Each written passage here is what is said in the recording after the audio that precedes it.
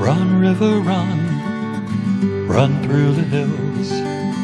Run, river, run to the sea.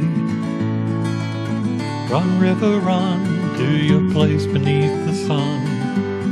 Run, river, run over me. Hi, this is Jan Lewis. Welcome to be my guest. Today we have from Framingham, we have a children's author. Her name is Thistle. Welcome, Thistle.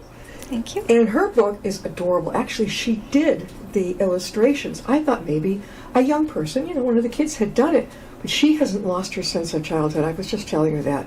These are fantastic. Under the Garden Gate, delightful true tales of animals in the backyard. Oh, says poems and illustrated by Thistle. Okay. This is so cute. This is based on animals, Thistle, that you have in your own backyard. Yes. Tell us what the animals are now. Okay, so on the cover is Samantha. She was a feral cat, and when we first moved into the house, we saw this bigger cat in the yard, and my husband, because it was a bigger cat, named it Sam. About 2 months later, we heard little mews from under our front porch, and Sam had kittens, so Sam became Samantha. Yeah. And so we actually trapped her, and I took in Samantha, and the Metro West Humane Society found homes for the kittens. How many kittens did she have? She had 4 kittens. She looks like our Tabby, our gray Tabby. Yeah. And she had how many kittens? 6 kittens? 4 kittens. 4 kittens. Yeah. Were they all boys, girls, or do you don't know? Don't know. But you heard them mewing under the porch. Yes. In the winter, or was it? It was September, October. Well, kind of cold for her. Yeah. How did she let you get near them to bring them in? So she had kind of warmed up to my husband and I, and we would sit out. We do like all our yard work, and so we would be out in the yard working, and she would kind of hang out with us. Yeah. And she just got used to us. And so after she had the kittens, I kind of was like, okay, we need to do something. Yeah. And I went to the Metro West Humane Society because I specialize in cats. And I showed the picture that's on the back. I don't know if you can see, but so I showed the picture to the owner there. Yeah. And she said to me, that darn, I'm going to use nicer language, cat. Yeah. She did the same thing to the neighbors the year before. She had kittens under their porch. Nobody could trap her. And she said, good luck trying to get her, but you'll never get her. Sure. And I said, just watch me. Her name is Samantha. Her name is Samantha. Do you still Samantha. have her there? I still have Did you get her Samantha. spayed? She's been fixed, yes. So Samantha lives in your bed. Now, wait till you hear these stories. They're delightful true tales of animals in the backyard. And Thistle, she likes to be called Thistle, did all of the illustrations, and here are the ones. Okay, you tell us all about them. Red, white-footed mouse, what's he like? Red is, he ended up in one of those blue Lowe's buckets in our garage. And my husband took the bucket, put it up, took him out, threw him out, good 50 feet out in our yard. Put the bucket back in the house, in the garage. Next day, there's 2 mice in the bucket.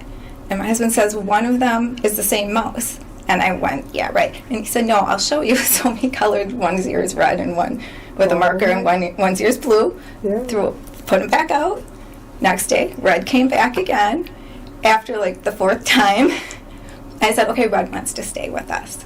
So I got him a little terrarium, and he lives in the house. He lives in and a that's terrarium. The first story. A mouse, he'll stay in a terrarium? Well, I don't know what you call the little... Like a little cage. A little cage, yeah.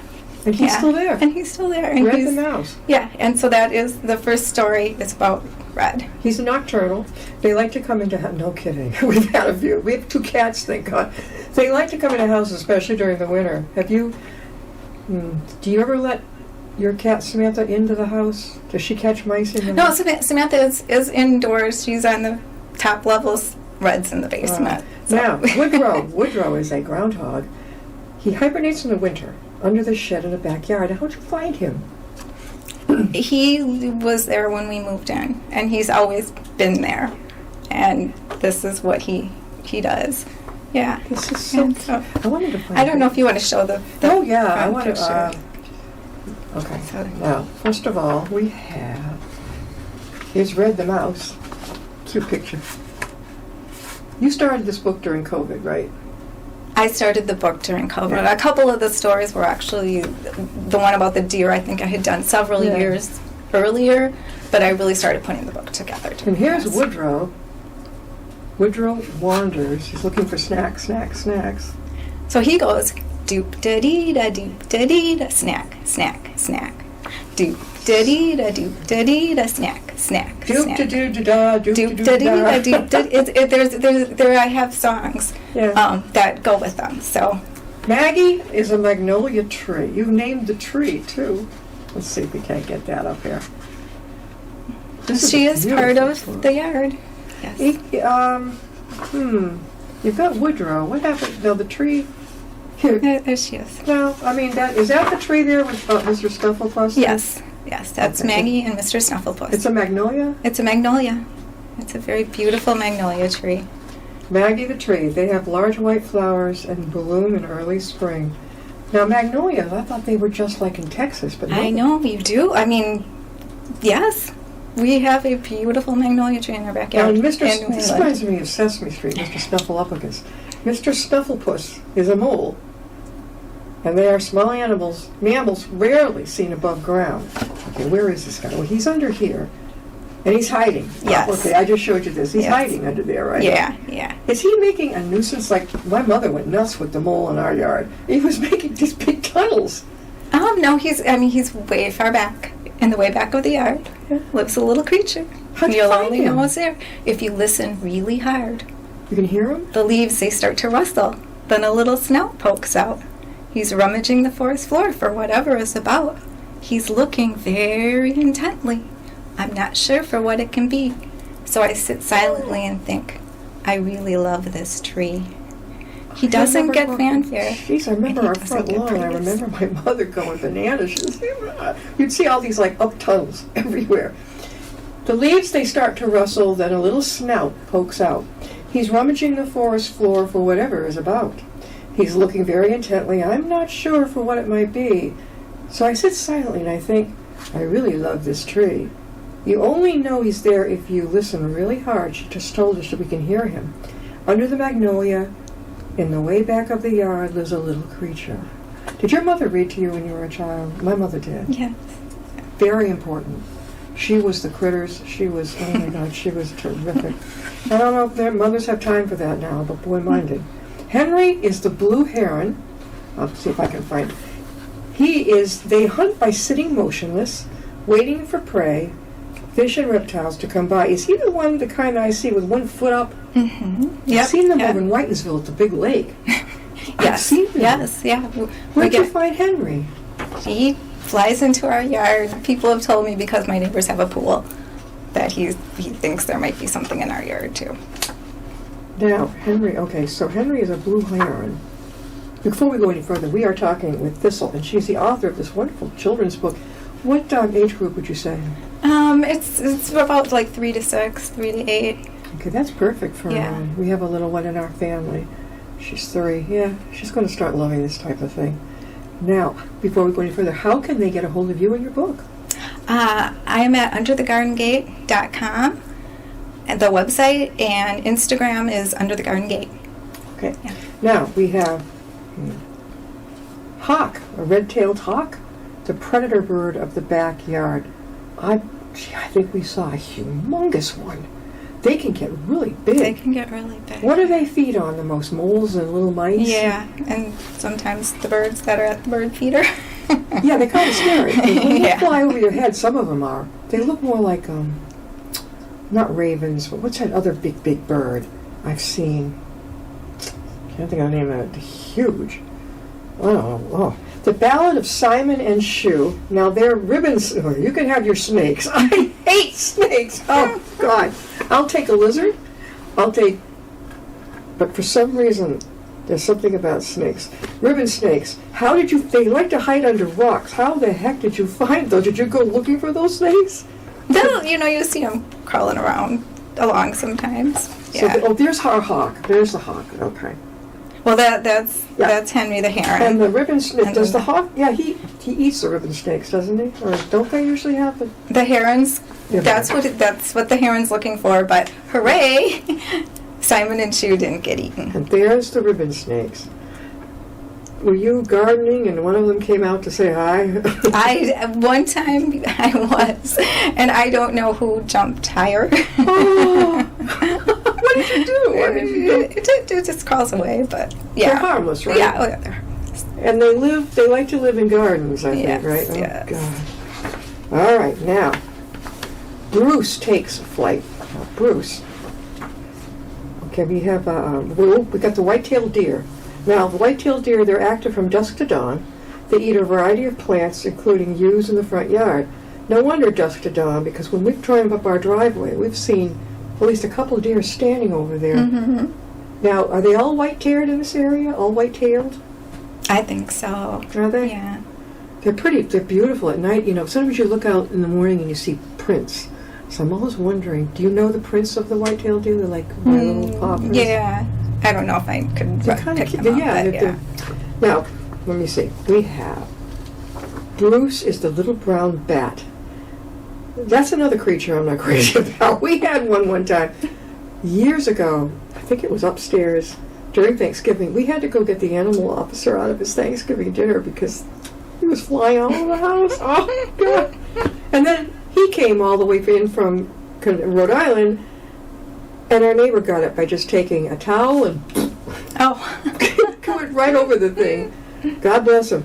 There's a little brown rat, and they come out at night and eat insects as they swoop across the yard and your attic.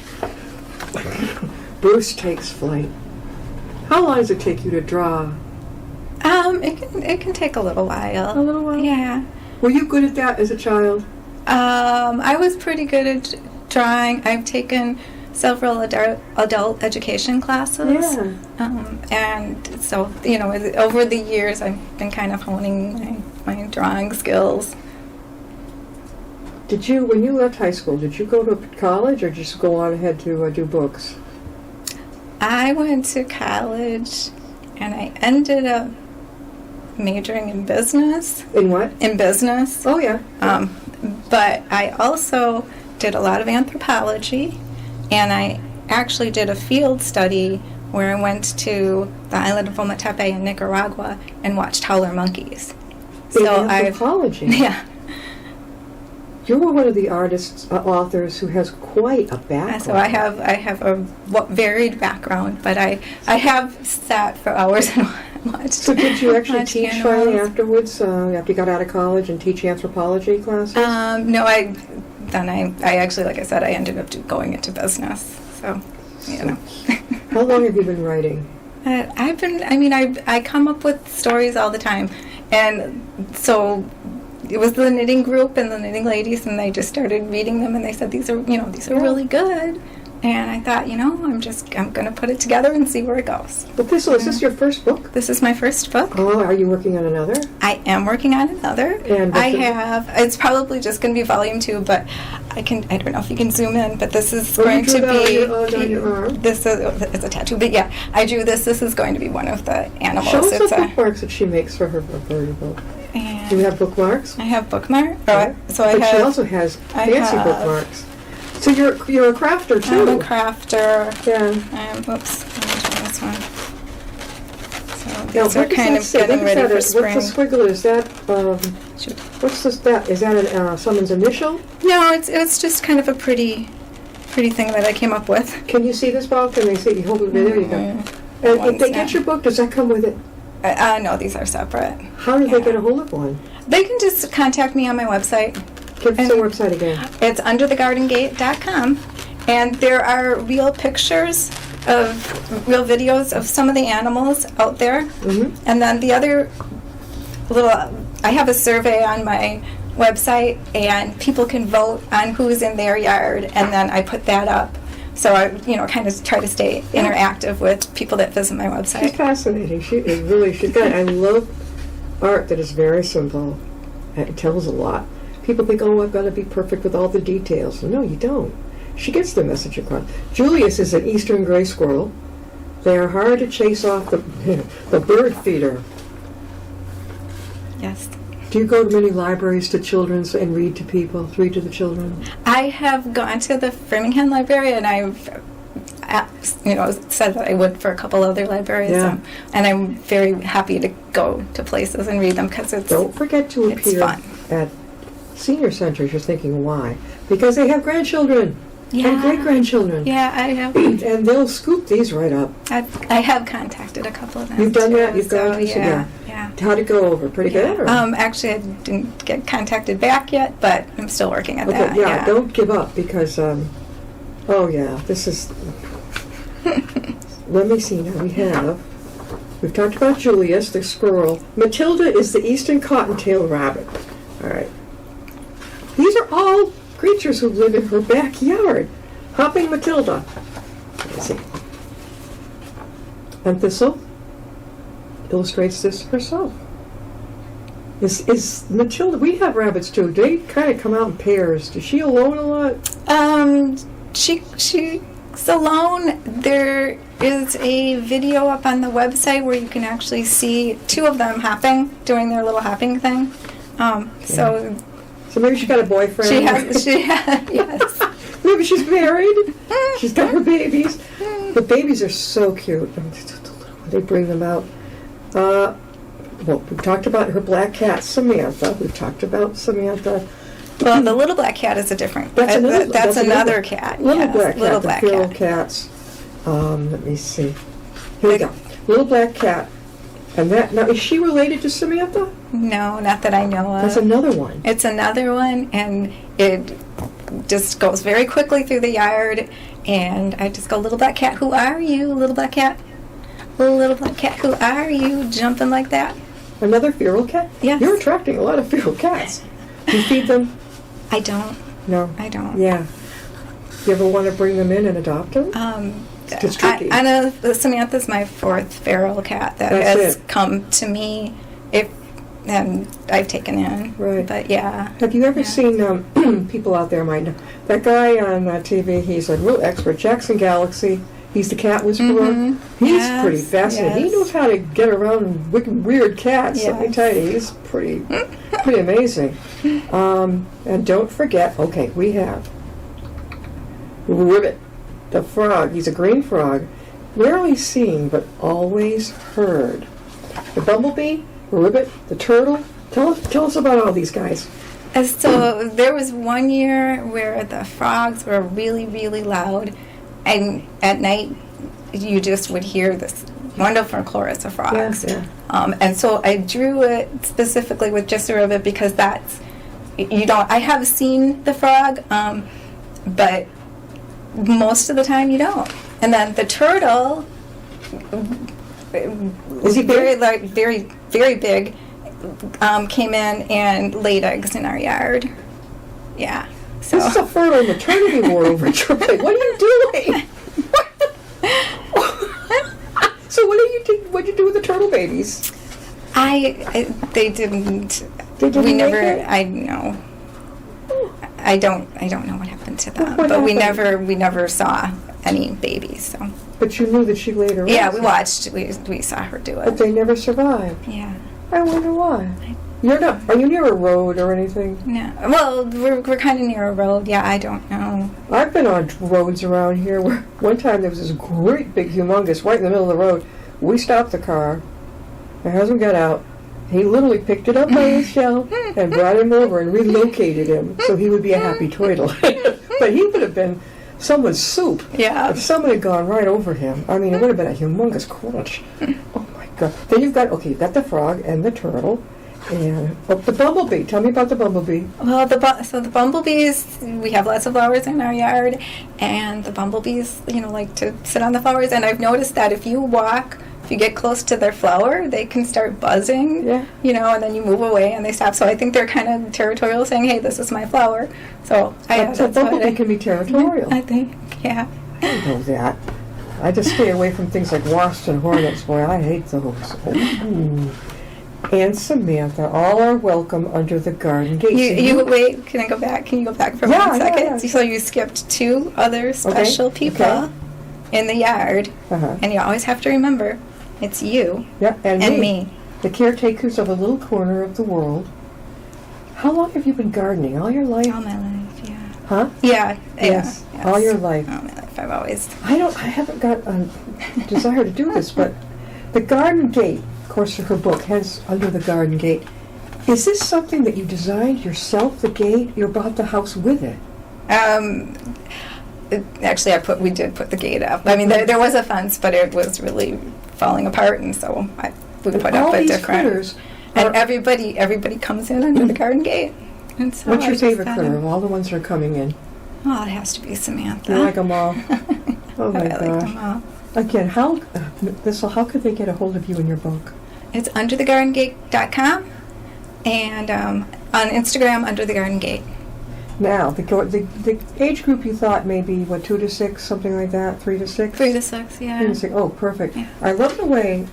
Did you self-publish this? Yes. Good girl. Yes. Yeah, that's the great way to get your own cover on this. Yes. Was it hard to choose the cover you wanted for yourself? It just made sense to me that Samantha would be on the first book. Go on over to the New Upton Library with the New Upton Community Center. Pick up a copy and read it. Read to your kids. Have the kids read it too. The older kids read to the younger kids.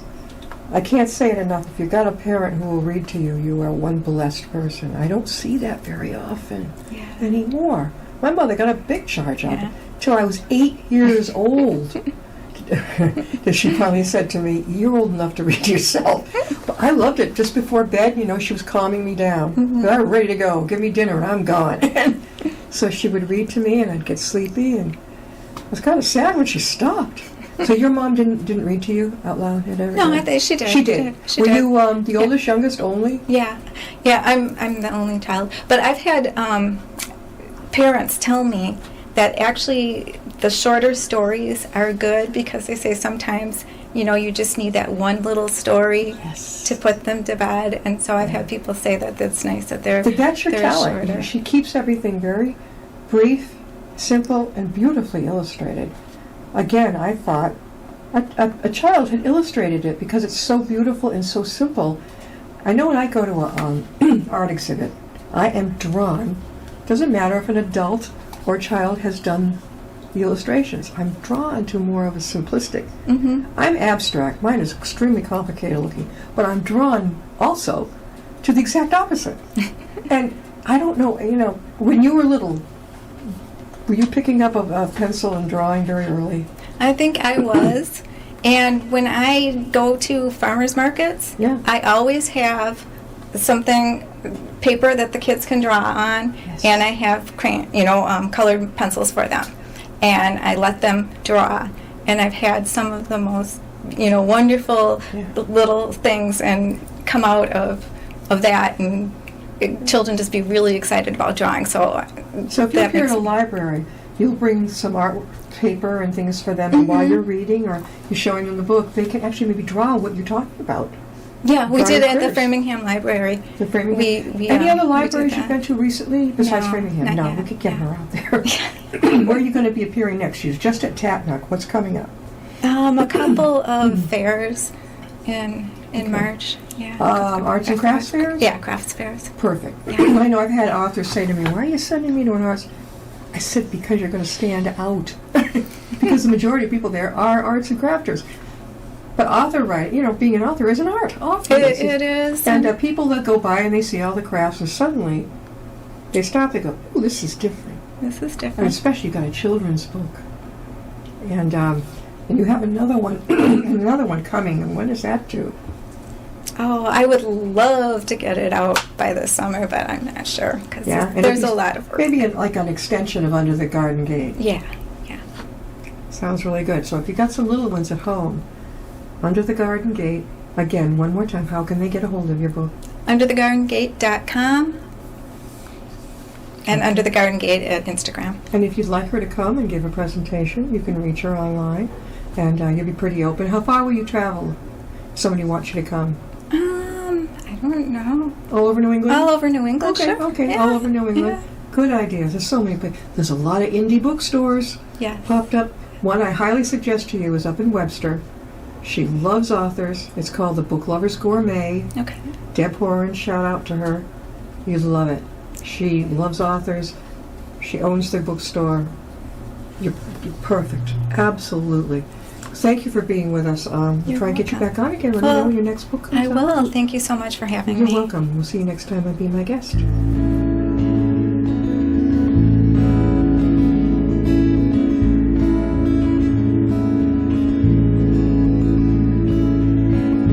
Riding on a shooting star, heading out toward a dream.